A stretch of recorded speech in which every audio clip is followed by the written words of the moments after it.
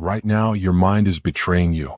Every argument, every deadline, every unexpected problem sends you spiraling into reaction, regret, and weakness. This is not motivation. This is not hype.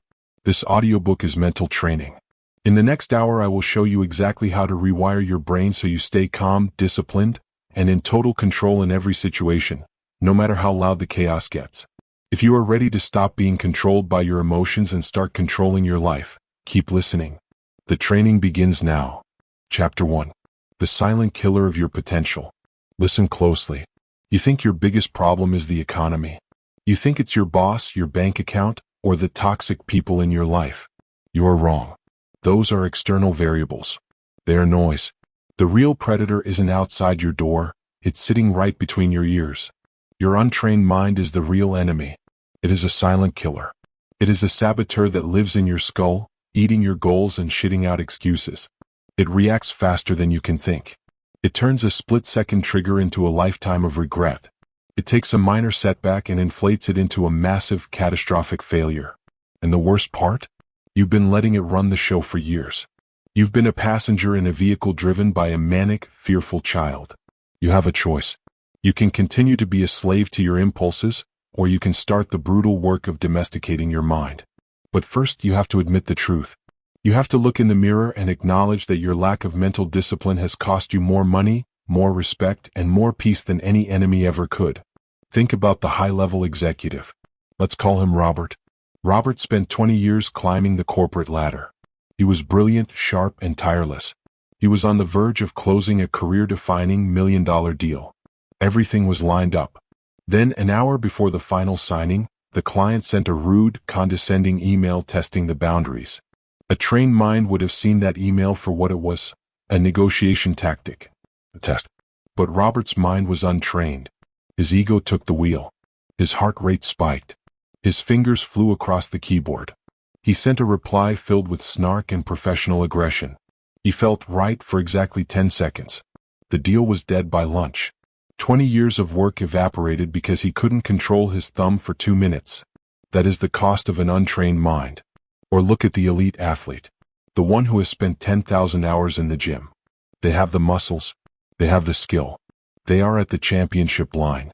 But as the clock ticks down, their mind starts to race. They start thinking about the crowd. They start thinking about the what if I miss? They stop looking at the target and start looking at the consequences. Their body freezes. They choke. They didn't lose because they weren't strong enough. They lost because their mind became a traitor at the exact moment they needed a soldier. That's the key. It's not about your talent, it's about your discipline. You don't need more motivation. You don't need a manifestation board. You need to put a leash on your brain. You need to understand that your brain is a survival machine, not a success machine. Left to its own devices, it will choose the path of least resistance. It will choose fear. It will choose anger. It will choose comfort. You don't need their permission to take control of your thoughts. You don't need a therapist to tell you that it's okay to be disciplined. You need to realize that every time you snap, every time you spiral, every time you lose it, you are surrendering your power. You are telling the world that you are not in charge of yourself. And if you aren't in charge of yourself, you will never be in charge of anything else. I want you to burn this into your subconscious. I want you to say it until it tastes like iron in your mouth. Repeat after me. An untrained mind is a traitor. Say it again. An untrained mind is a traitor. You will hear this truth until it becomes automatic. Every time you feel that surge of unnecessary anger, asterisk an untrained mind is a traitor. Asterisk every time you want to quit 5 minutes early because you're bored, asterisk an untrained mind is a traitor. Asterisk every time you let a stranger's comment ruin your afternoon, asterisk an untrained mind is a traitor. Asterisk. Transformation doesn't happen in a vacuum. It happens when you stop negotiating with your weaknesses. You have been coddling your mind. You have been making excuses for your temper, or your anxiety, as if they are fixed parts of your personality. They aren't. They are symptoms of a lack of training. If you had a dog that bit everyone who walked through the door, you wouldn't say, that's just his personality. You would say the dog is untrained and dangerous. Your mind is the same way. If it bites you every time things get hard, it is untrained. It is a traitor to your mission. This is the tough love reality. The world is going to be hard. People are going to be unfair. Things are going to break. If your internal state depends on the external world being perfect, you are doomed to a life of misery. You must build a mind that is indifferent to the storm. What are you doing today to train? Are you sitting in the discomfort? Are you watching your thoughts without reacting to them? Or are you just waiting for the next trigger to pull your string? You have a choice. You can stay reactive. You can stay small. You can keep letting your impulses drive you into a ditch. Or you can start the process of becoming the master of your own mental domain. It starts with awareness. It starts with the cold, hard realization that you are currently your own worst enemy. Stop blaming the deal. Stop blaming the coach. Stop blaming your parents. Start blaming the traitor sitting behind your eyes. An untrained mind is a traitor. Commit to the training or get comfortable with failure. There is no middle ground. You are either the master of your mind or you are its victim. You have identified the enemy. You have seen the cost of losing the internal war. But identifying the traitor is only the beginning. Now you must learn to strip away the noise. You must learn the power of what you don't say and what you don't do. You mastered the recognition of the flaw. Now let's talk about the first layer of the solution. Chapter 2. Stop reacting like a child. We need to have a conversation about your temper. We need to talk about that short fuse you're so proud of. You think your outbursts make you look powerful. You think that raising your voice, slamming the door, or sending that scathing text makes you a straight shooter. You think it shows you have high standards. You are wrong. It shows you are a child. It shows that you have the emotional maturity of a toddler in a sandbox. Every emotional outburst is living, breathing proof that your mind is still operating at a primitive, reptilian level. Maturity is not measured by your age, your bank account, or your title. Maturity is measured by the gap between a stimulus and your reaction. If that gap is 0, you are a slave. If you react the instant you are poked, you are predictable. And if you are predictable, you are easily controlled. You have a choice. You can continue to let your lizard brain run your life, or you can grow up.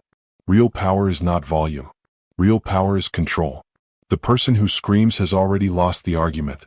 The person who loses their cool has already handed the keys of their emotional state to their opponent. Consider the parent in rush hour traffic. Let's call him David. David has had a long day. He's tired. He's stressed.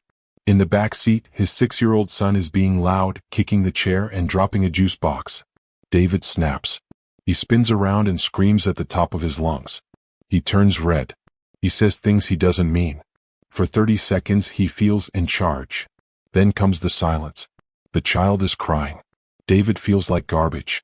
He spends the next 3 hours hating himself, poisoned by guilt and shame. He didn't scream because the child was bad. He screamed because David was weak. He reacted like a child to a child. He let a 6-year-old dictate his internal peace. Now look at the alternative. Same traffic. Same kid. Same juice box. This parent feels the heat rising in their chest. They feel the irritation. But they are trained. They take one deep, conscious breath. They realize that screaming won't clean the juice and it won't stop the traffic. They turn around and speak with quiet, firm, absolute clarity. They address the behavior without losing their soul. That parent is a leader. That parent is an adult. That's the key. It's not about the trigger, it's about the discipline. You don't need their permission to be the calmest person in the room. You don't need the world to stop being annoying before you decide to stop being reactive. You decide right now that your peace of mind is not for sale. When you react, you are an amateur. You are playing the game on beginner mode. Professionals don't react. Professionals respond. A reaction is a reflex. A response is a choice. A reaction is fast and messy. A response is measured and surgical. I want you to burn this phrase into your brain. I want it to be the first thing that pops up when someone cuts you off in traffic or your spouse says that one thing that always gets under your skin. Reactions are for amateurs. Responses are for the trained. Say it out loud. Reactions are for amateurs. Responses are for the trained. You need to say it until it overrides your old, faulty programming. Your old programming says, if they hurt me, I hurt them back. Your old programming says, if I'm frustrated, everyone needs to know it. That programming is leading you to a life of broken relationships and missed opportunities. It is keeping you average. Transformation requires you to sit in the fire without flinching. When the insult comes, stay silent. When the bad news hits, stay still. Watch the impulse to scream or cry or blame. Watch it like a scientist watching a bug under a microscope. Oh, look at that. I feel the urge to be a child right now. How interesting. Then let it go. Every time you choose not to react, you are strengthening the neural pathways of your higher mind. You are literalizing your own evolution. You are moving away from the animal and toward the master. It's not about suppressing your feelings. It's about commanding your actions. You can feel angry. You can feel hurt. You can feel cheated. But you do not have to act on it. You have a choice. The moment you realize you have a choice, the trigger loses its power over you. Stop telling people, "You made me so mad." No one can make you mad without your consent. You chose to be mad because you were too lazy to be disciplined. You chose the easy path of the outburst instead of the hard path of the silence. If you want to be a person of influence, you must be a person of restraint. People don't follow the person who is always blowing up. They follow the person who remains a rock while everyone else is melting down. They follow the person who responds with logic when the world is screaming with emotion. Reactions are for amateurs. Responses are for the trained. Which one are you? If you are an amateur, keep doing what you're doing. Keep losing your cool. Keep apologizing for things you said in a moment of madness. Keep wondering why people don't respect you. But if you want to be trained, start today. The next time you feel that heat in your neck, stop. Count to 3. Breathe. Ask yourself, how would a person in total command respond to this? Then do that. You have a choice. You have moved beyond the childish need to explode. You have learned that your silence is often your greatest weapon. But don't mistake this for being nice or soft. Silence isn't about being a doormat. It's about being an assassin of chaos. You mastered your reactions. Now, let's talk about the currency of your words and why you're spending far too many of them. Chapter 3. The one pause that changes everything. The world is designed to provoke you. It is a constant stream of stimuli, emails, insults, red lights, bad news, and loud opinions. Most people are like pinballs. They are hit by a stimulus and they immediately bounce. They are purely reactive. They live their entire lives in a state of constant, jerky motion, never once stopping to ask if their movement is actually getting them where they want to go. You think you are making decisions. You aren't. You are merely reacting to the last thing that poked you.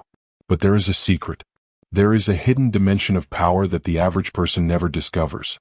It exists in the tiny sliver of time between what happens to you and what you do about it. Between the stimulus and the response, there is a gap. In that gap is your freedom. In that gap is your power. In that gap is your soul. You have a choice. You can let that gap be zero, which is what a machine does or an animal does, or you can widen it. You can step into that space, take a breath, and look around. You can decide with cold-blooded intentionality exactly how you are going to show up. Most people never find this gap because they are too busy being authentic to their emotions. They think feeling something means they have to do something. They are wrong. Consider the Navy SEAL. Let's call him Miller. Miller is in a dark alley in a hostile city. Suddenly, a door kicks open. Gunfire erupts. Adrenaline floods his system. His heart rate wants to scream to 180 beats per minute. His lizard brain wants to turn and run, or spray bullets blindly in every direction. But Miller is trained. In that split second of chaos, he finds the gap. He takes a 2-second pause. He doesn't freeze, he settles. He breathes. He assesses the threat. He identifies the target. He chooses the most effective response. That 2-second pause is the difference between a dead team and a successful mission. That same 2-second pause is what you will use in your boardroom. It is what you will use in the middle of a messy breakup. It is what you will use when your boss tries to embarrass you in front of the staff. The stakes might not be a bullet, but the principle is identical. If you react instantly, you are a target. If you pause, you are a predator. That's the key. It's not about the conflict, it's about the gap. You don't need their permission to stop talking. You don't need the other person to be reasonable before you decide to be rational. You find the gap and you own it. I want you to drill this into your nervous system. I want you to make it a physical reflex as automatic as blinking. Repeat this. I do not react. I pause. I choose. Say it again. This is not a suggestion. This is a survival protocol for a high-performance life. When your partner says that one thing that usually starts a 3-hour fight, asterisk, I do not react. I pause. I choose. Asterisk, when you see a notification that makes your blood boil, Asterisk, I do not react. I pause. I choose.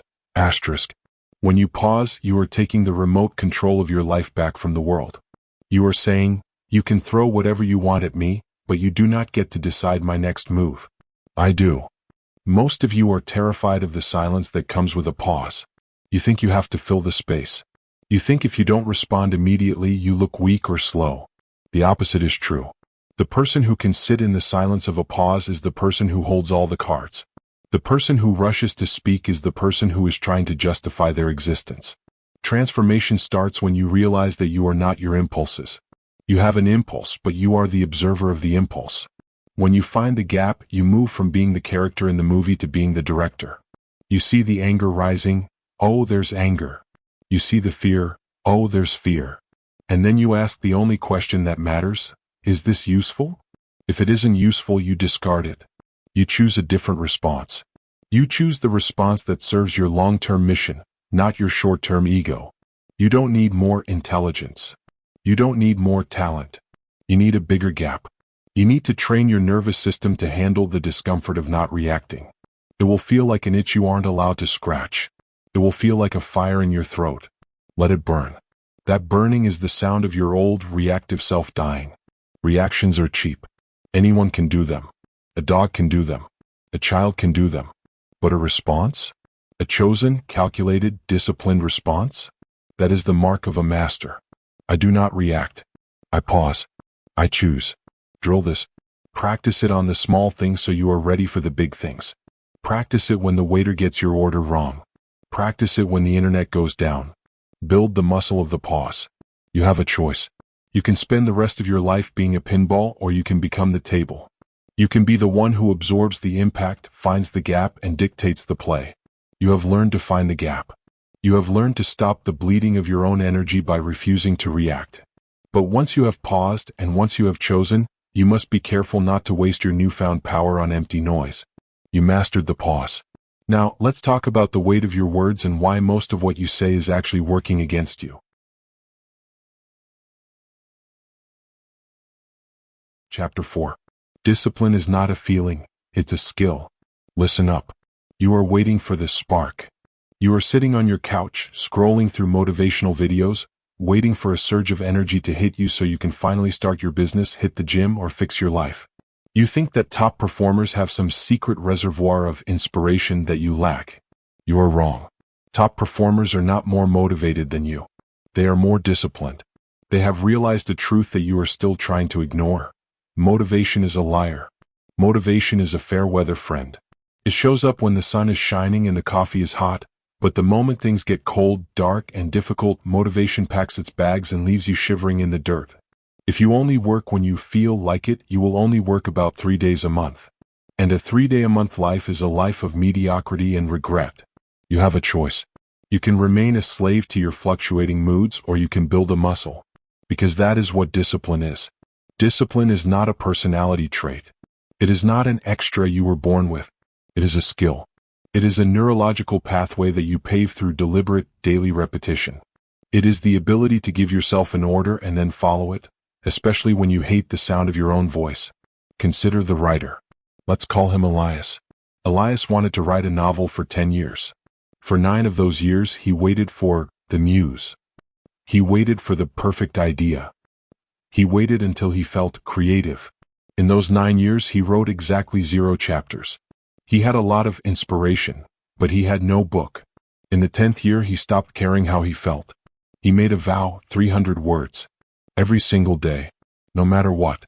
There were days he woke up with a headache, he wrote 300 words. There were days he felt like a fraud, he wrote 300 words. There were days his kid was sick and the car wouldn't start and he felt like absolute garbage, he sat down and he squeezed out 300 words. Most of those words were terrible. But they were there. By the end of the year, he had a manuscript. That manuscript became a bestseller. He didn't write it because he was inspired. He wrote it because he was a professional. He treated his writing like a job, not a hobby. He realized that the quality of his feeling had nothing to do with the necessity of his doing. That's the key. It's not about your mood, it's about your mission. You don't need their permission to be consistent. You don't need the world to cheer for you before you start. You decide that the feeling of wanting to quit is just noise. It's just weather. And you don't cancel the mission just because it's raining. I want you to burn this into your brain. I want you to say it when the alarm goes off and your bed feels like a warm cocoon. I want you to say it when you're tired at the end of the day and you still haven't finished your tasks. Discipline is not what I feel. Discipline is what I do. Say it again. Discipline is not what I feel. Discipline is what I do. You need to repeat this until it becomes your identity. You are not a feeling creature. You are a doing creature. When you separate your actions from your emotions, you become dangerous. You become a machine. You become someone that the world cannot stop, because the world cannot demotivate someone who doesn't rely on motivation to begin with. Most of you are far too interested in your own psychology. You want to analyze why you don't feel like working. You want to explore your resistance. Stop. There is nothing to explore. The resistance is a natural part of the human brain.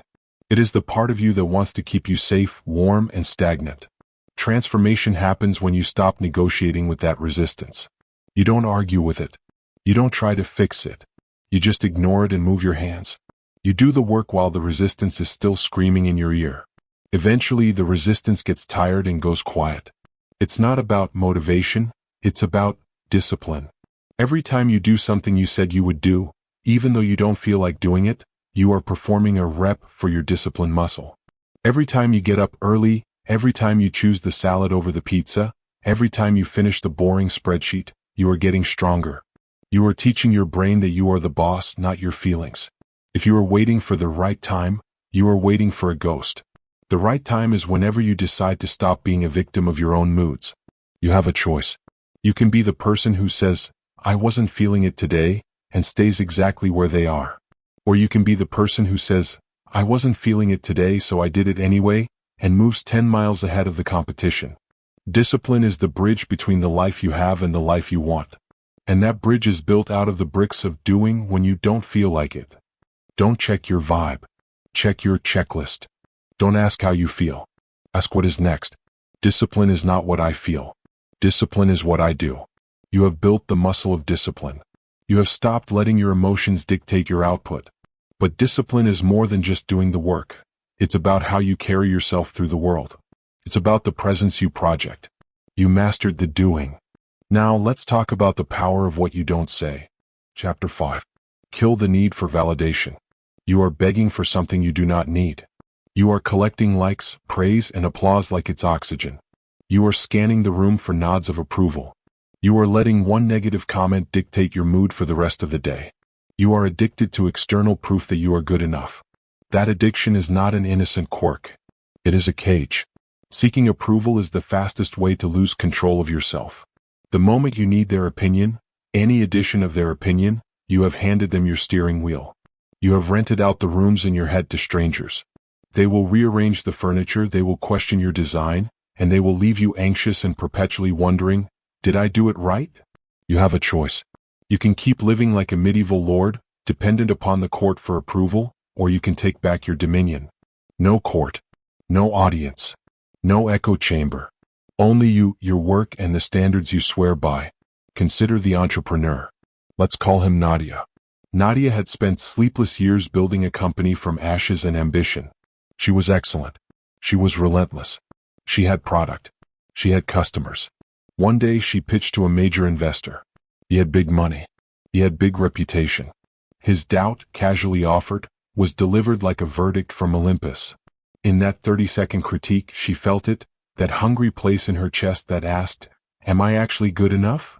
It started to gnaw. For a week, she stared at spreadsheets and felt trapped, as though her entire identity had been revoked by one powerful man. She was ready to fold. She was ready to surrender because she wanted a stamp, not a result. But she chose the brutal training. She chose the hard surgery. She removed the parasite. She rehearsed a new creed until her nervous system understood it. She stopped asking if she was good enough and started asking whether she was meeting her own standards. She chose product over applause. She chose integrity over applause. She chose progress over applause. 2 years later, she was fundraising with 4 strategic partners in the room, not one. And the memory of that initial doubt sounded faint. Because she did not need it. She never had. That's the key. It's not about the praise, it's about the purpose. You don't need their permission to be proud of your work. You don't need a committee to authorize your ambition. If you're moving your life forward with truth, with flawless follow-through, and with steel in your spine, then you already have the only approval that counts. I want you to say this until it rewires the circuitry of your past. Until every old craving for approval is starved out of existence. I do not need their approval. I only need my standards. Say it again. I do not need their approval. I only need my standards. You need this command when the critic speaks. When the troll whispers from behind a profile picture. When your family questions your path because it isn't theirs.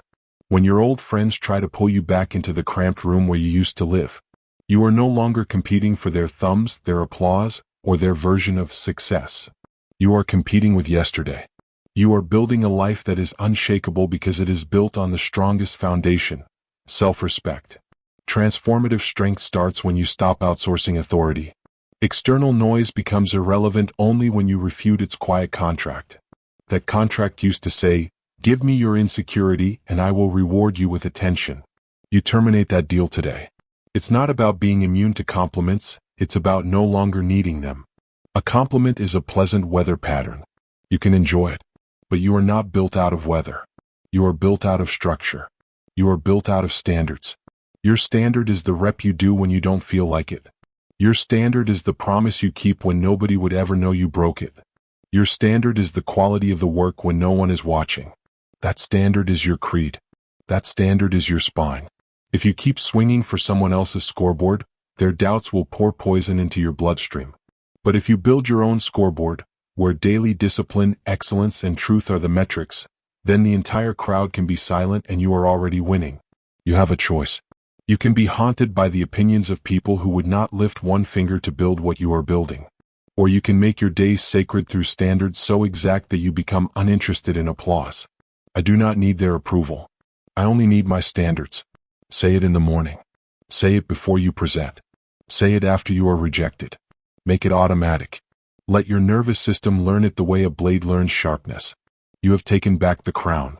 You are no longer a beggar for validation. You are a sovereign with standards. But sovereignty is fragile if you are at war with your own body, distracted, restless, and chemically hijacked. Your mind cannot lead if your temple is crumbling. You mastered your self-respect. Now let's talk about the vessel that carries it all. Chapter 6. Train your brain to ignore the noise. You are distracted. Not because the world is loud, but because your mind is weak. You blame the phone. You blame the notifications. You blame the open office plan. You blame the 24-hour news cycle. You are pointing at everything outside of you because you are terrified to look at what's inside. Distraction is not an external problem. It is an internal weakness. A trained mind does not have a short attention span. A trained mind has a powerful filter. It filters out everything that does not serve the mission. The untrained mind is a sieve. It lets every piece of irrelevant nonsense pour in and clog the system. Your brain is not a browser with too many tabs open. It is a command center that you have allowed to become a public forum. You have a choice. You can continue to be a victim of the noise, or you can build a wall. A wall that keeps out the opinions, the dramas, the pointless alerts, and the mental clutter that is stealing your life, one fragmented second at a time. Every time you get pulled into a debate that doesn't matter, every time you scroll mindlessly, every time you worry about something you cannot control, you are choosing weakness. You are telling your brain that its focus is up for auction to the highest bidder of nonsense. Consider the Olympic athlete. Let's call him Kale. Kale was a sprinter in the 100-meter final. The stadium was a deafening wall of sound. 80,000 people screaming. The pressure was a physical weight. An untrained mind would hear the crowd, feel the eyes, and tighten up. The race would be lost in the first 10 meters. But Kale had trained for this. Not just his body, his mind. He had spent years building a mental filter. In practice, he would blast crowd noise through his headphones. He would visualize the roar as just data, meaningless sound waves. He trained his brain to label the noise as irrelevant. So when the gun went off, the roar didn't disappear, but it lost its meaning. It became background static. His world narrowed to the track, his breath, and the finish line. He didn't block out the noise. He filtered it as non-essential. He won a gold medal because his training made the world's volume knob irrelevant. That's the key. It's not about the volume, it's about the value. You don't need a soundproof room. You need a mental protocol. You need to decide once and for all what gets into your head and what gets rejected at the door. I want you to burn this into your subconscious. This is your new operating system. Repeat this. Noise is irrelevant. My mission is everything. Say it again. Noise is irrelevant. My mission is everything. Say it when your phone buzzes during a deep work session. Say it when a colleague starts gossiping. Say it when you feel the urge to check the news for the 10th time. Say it until the phrase itself becomes a filter, automatically ejecting anything that doesn't align with your true goal. How do you build this? It's a deliberate skill. You start by defining your mission, not your vague goals. Your mission. The one thing that, if you accomplished it, everything else would be a footnote. Write it down. Keep it in front of you. Your mission is the magnet. Everything else is metal scraps that must be ignored. Then you practice the filter. Every single day. When a distraction comes, a thought, a notification, a worry, you do not engage with it. You do not argue with it. You do not quickly check it. You label it. You say to yourself, noise? And you return your focus to your mission. Not in a gentle, mindful way. In a commandant's way. That is noise. Mission is everything. And you redirect. This is not passive. This is an active, aggressive act of mental curation. You are the bouncer at the door of your mind. And you are turning away 99% of the patrons. They are not coming in. They are not important. They are not urgent. They are noise. And noise is irrelevant. It's not about the distraction. It's about the filter. Most of you are drowning in noise because you have never defined the mission. You have no everything to contrast the irrelevant against. So everything seems equally important. A meme about a celebrity. A text from a friend. A worry about the stock market. They all feel like they demand the same mental real estate. They don't. Your mission is the only thing that demands space. Everything else is trespassing. You don't need their permission to ignore the group chat.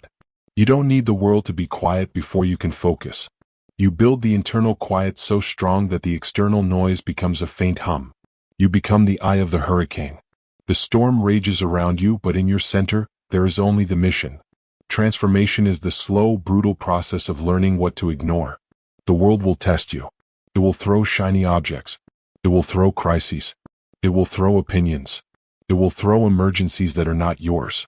Your job is to look at each one and ask, does this serve the mission? If the answer is no, it is noise. And noise is irrelevant. Stop letting the urgent crowd out the important. Start treating your attention like the finite, precious resource it is. You only have so many focus minutes in your life. Are you spending them on your mission or on the noise? Noise is irrelevant. My mission is everything. This is not a nice thought. This is a weapon. Wield it. You have trained your focus. You have built a filter that turns the world's chaos into silent film. But a filter is only as strong as the frame that holds it. You can't just filter the noise. You must also build the unbreakable core that the filter protects. You mastered the filter. Now let's build the armor that makes that filter permanent. Chapter 7. Build mental armor before the battle. Pressure is not a surprise. It is a guarantee. You know it is coming. The deadline. The confrontation. The market crash. The family crisis. The sudden loss. Yet most of you sit around waiting for it to hit. You tell yourself you will handle it when it arrives. You are lying to yourself. When the storm hits, you will not rise to the occasion. You will fall to your level of training. And if you have no training, you will break. You do not wait for pressure to train. You rehearse calm and control every single day. You build mental armor in the quiet hours. You forge your discipline when the sun is shining. So when the bullets start flying, you are already wearing the shield. Pressure has nothing to attack. It bounces off. You stand firm. It's not about your confidence, it's about your discipline. Confidence is a feeling. Feelings fade. Discipline is a structure. Structures hold. You have a choice. You can remain soft and hope for the best.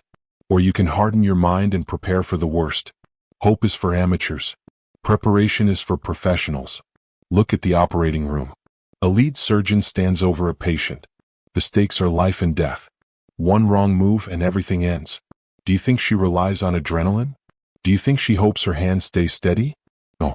She has already lived this surgery 100 times in her mind.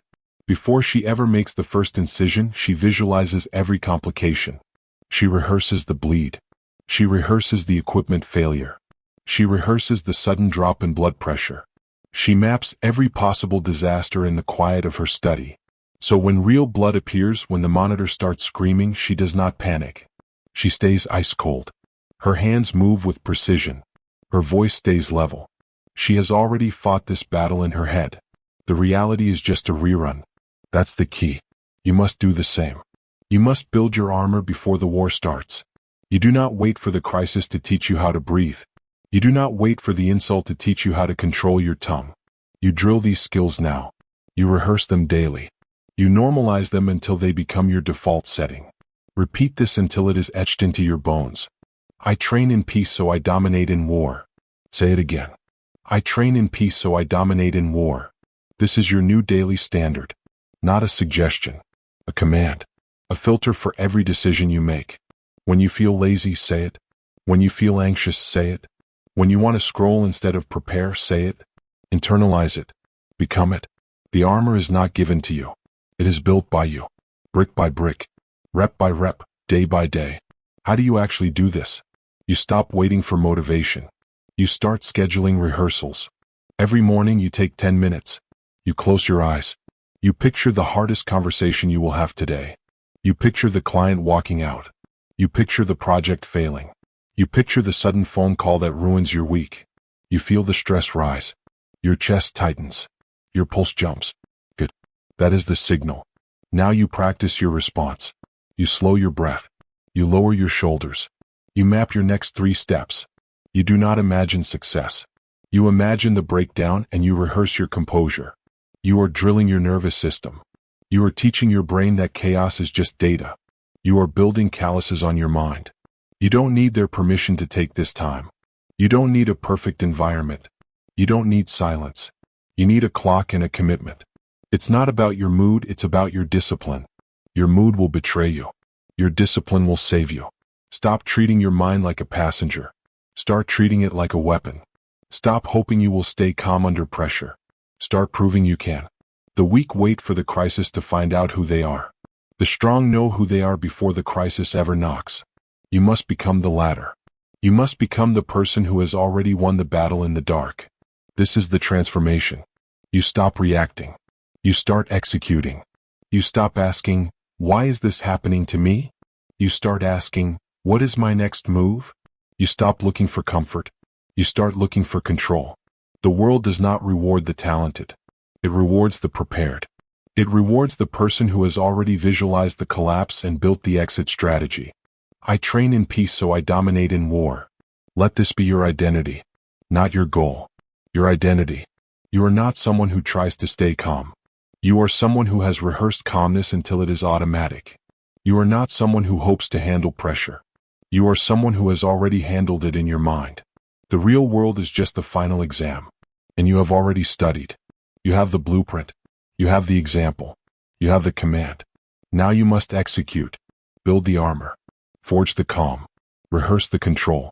When the world finally tests you, it will not find a fragile mind. It will find a fortress. It will find a person who cannot be shaken because they have already been tested in the quiet. You are ready. You are armored. You are in command. You have built your mental armor. You have rehearsed the storm before it arrived. But armor is useless if you let the first real impact shatter your composure. Now you must learn to stand in the eye of the hurricane without flinching. You mastered your preparation.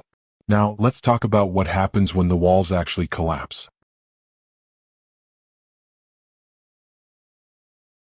Chapter 8. Stay calm when everything is falling apart. Chaos is not a possibility. It is a guarantee. It is the default state of the universe. Entropy is always working against you. Things break. Plans fail. People leave. Markets crash. If you are sitting there waiting for a smooth ride, you have already lost. You are hoping for a world that does not exist. You think the problem is a disaster. You think the problem is bankruptcy, the divorce, firing, or an accident. You are wrong. The disaster is external. It is neutral. It is just an event. The real problem is your reaction. The real problem is the internal collapse. When you panic, you become useless. When your mind spirals, your hands shake. When your emotions explode, your logic dies. And in that moment, you are not a leader. You are not a warrior. You are a victim of your own biology. You are a leaf in the wind. You have a choice. This is the fork in the road. Most people choose the collapse. They scream. They blame. They freeze. They post about their trauma on social media, begging for sympathy. They let the chaos dictate their state of mind. They say, "Look what happened to me," as if that excuses their failure to act. But you are not most people. You are here because you want to command your life. And command starts in the middle of the fire. Consider the story of a CEO I worked with years ago. Let's call him Marcus. Marcus had built a company worth hundreds of millions. He was a titan. Then the market shifted. A massive recall hit his product line. Creditors came calling. Within 6 months, the empire was crumbling. Bankruptcy was inevitable. I walked into the boardroom a week before the filing. The air was thick with terror. Vice presidents were shouting. Lawyers were pacing. The projection screens showed red lines plummeting straight down. It was a nightmare. It was the end of the world. And there, at the head of the table, sat Marcus. Was he crying? No. Was he screaming? No. He was sitting still. His back was straight. His breathing was slow, rhythmic, and deep. He was reading a document, making small notes with a pen. He looked like he was waiting for a bus. I sat next to him. The room was hysterical. I asked him, "How are you this calm?" "We are losing everything." He looked up. His eyes were clear. He didn't whisper, but his voice wasn't raised. He said, "The company is dying. That is a fact. But if I die with it, there is no future. My panic will not save a single job. My clarity might save a few. I am the anchor. If I drift, the ship breaks apart." He filed the bankruptcy. He lost the company. But because he kept his mind, he negotiated the terms. He protected his employees' severance. He kept his reputation. He walked away with his dignity intact, and 2 years later, he started again. He succeeded because he refused to collapse. That's the key. It is not about the chaos outside. It is about the discipline inside. You think calmness is a feeling. You think you need to feel peaceful to be calm. Wrong. Calmness is a decision. It is an act of aggressive will. You look at the burning building and you force your heart rate to slow down. You force your hands to stop shaking. You grab your fear by the throat and you strangle it. You don't need their permission to be the calmest person in the room. You don't need the crisis to resolve itself before you relax. You create the stillness right now in the eye of the storm. This requires a mantra, a shield for your mind. When the text message comes that ruins your day, when the boss calls you into the office, when the car breaks down on the highway, you repeat this. The world can burn. My mind stays calm. Say it again.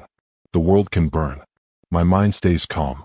Internalize this until it becomes your identity. You are not the fire. You are the firefighter. You are not the waves. You are the rock. But how? How do you do this when your chest is tight and your head is pounding? You start with the breath. Always the breath. When the mind races, the breath shortens. So you hack the system. You take a long, deep inhale through the nose. You hold it. You exhale slowly through the mouth. You do this until the physiological panic response is forced to submit. You are hacking your own nervous system. Then you narrow your focus. Panic looks at everything at once. It looks at the past, the present, and the terrifying future all at the same time. It paralyzes you. Calmness looks at one thing. Just the next step. Not the whole staircase. Just the next step. Marcus didn't think about the bankruptcy hearing next month. He thought about the sentence he was writing on that document. He thought about the next breath. You have a choice. You always have a choice. You can let the chaos infect you, or you can quarantine it. You can let the disaster define you, or you can define yourself by how you endure it. This is the ultimate test of self-respect. Anyone can be calm when the sun is shining and the money is flowing. That is easy. That requires no discipline. Who are you when the sky falls? Who are you when the floor drops out? That is who you really are. If you crumble, you are weak. If you rage, you are weak. But if you stand there, amidst the ruins of your plans, and you keep your breathing steady and your logic sharp, you are invincible. Nothing can touch you. You have mastered the only thing you can truly control, yourself. It's not about avoiding the crash. It's about piloting the plane down so you can walk away. So, the next time the text comes, The next time the call comes. The next time the world screams in your face. Stop. Close your eyes. Feel the surge of adrenaline and let it pass through you. Do not let it sit in your gut. Exhale it out. Look at the chaos. Look it dead in the eye.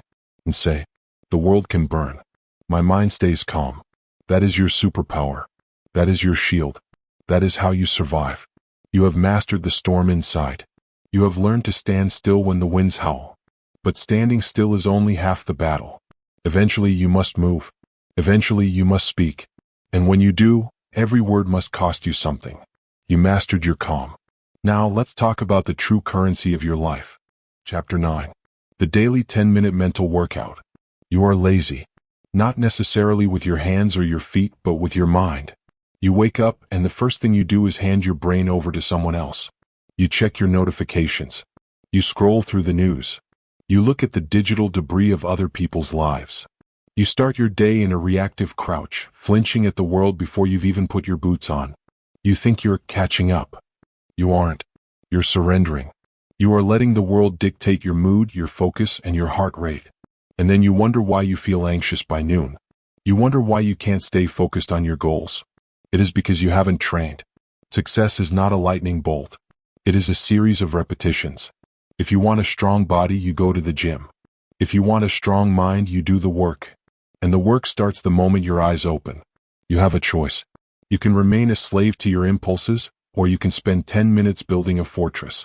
10 minutes of deliberate mental training every morning rewires your nervous system faster than years of hoping you'll get better. Hope is a beggar's strategy. Discipline is the king's strategy.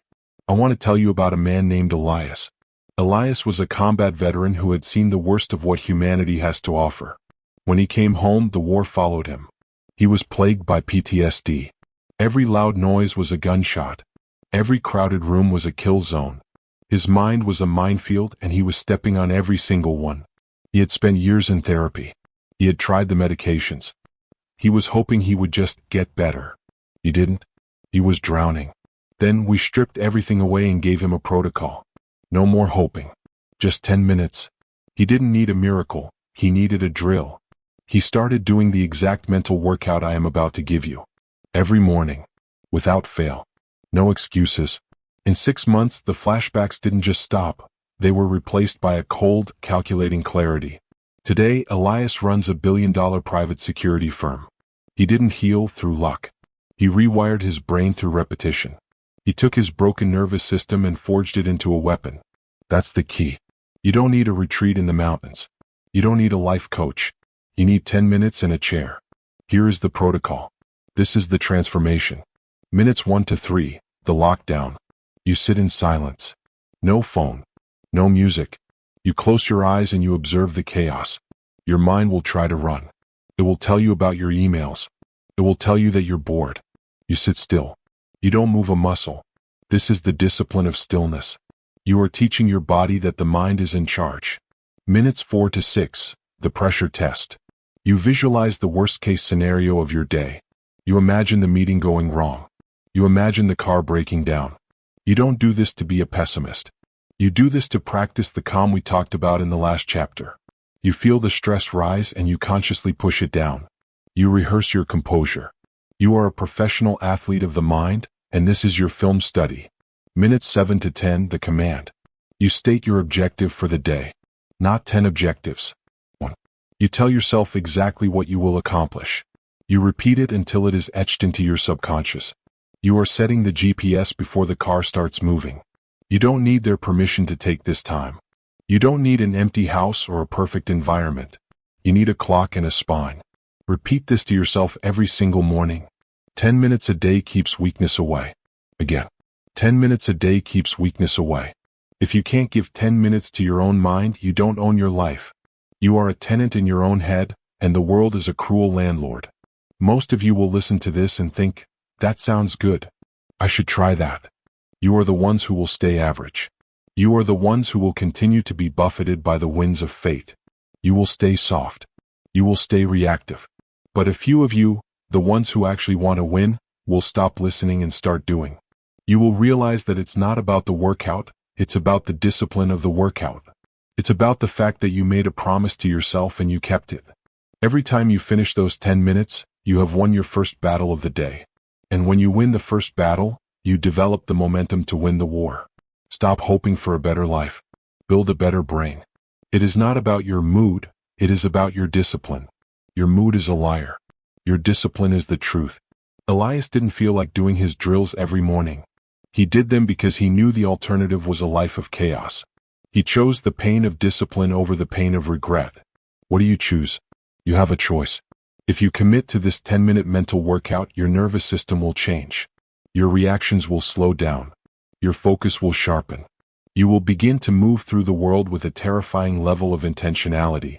You will become the person who acts while everyone else is still reacting. 10 minutes a day keeps weakness away. Commit to this or stay average. There is no middle ground. You have fortified your mind. You have built the morning routine of a leader. But a strong mind is useless if it is trapped in a weak, decaying cage. You've trained the general, now it's time to train the infantry.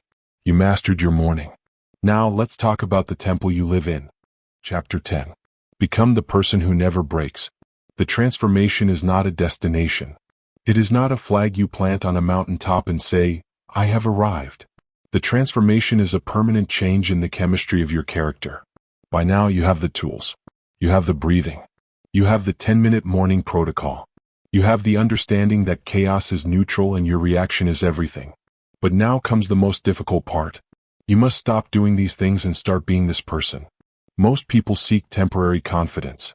They listen to a speech, they get pumped up, and they feel powerful for 48 hours. Then the first real problem hits and they revert to their old, fragile selves. They break. They were just wearing a mask of discipline. They hadn't actually changed their soul. That ends today. You are moving from temporary motivation to a permanent identity shift. You are no longer a person who tries to stay calm. You are no longer a person who hopes to be disciplined. You are now the man or woman who stays in command when the world loses its mind. You are the one who does not break. You have a choice. You can be the glass vase, beautiful to look at when everything is stable, but shattered into 1,000 jagged pieces the moment you are dropped. Or you can be the hammer. The harder the world hits the hammer, the more the world feels the impact. Look at history. Every figure who shifted the trajectory of the human race shared one singular trait. It wasn't just intelligence. It wasn't just luck. It was that their minds refused to break when everyone else's did. Think of Marcus Aurelius leading an empire through a plague and a border war, writing in his tent that he would not let his mind be clouded by the madness of the world. Think of Winston Churchill standing on the docks of a burning London, refusing to entertain the thought of surrender when the rest of the world had already written the obituary of his nation. These people were not born with special blood. They were people who made a decision. They decided, the world can collapse, but I will remain upright. That's the key. It is not about the severity of the pressure. It is about the quality of the material. A diamond is only coal that stayed in command under extreme pressure. If the coal had broken, it would be dust. Because it refused to break, it became the hardest substance on earth. You don't need their permission to be a diamond. You don't need the pressure to stop. You need to thank the pressure for forging you.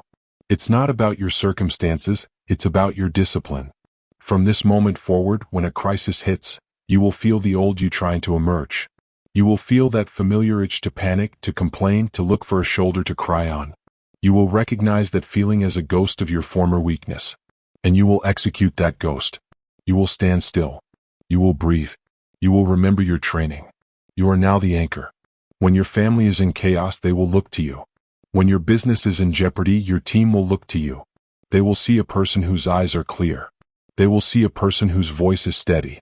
And because you do not break, they will find the strength to hold themselves together. This is the highest form of leadership. It is the leadership of the self. You must internalize your new identity through a final, repetitive command. This is not a mantra for meditation.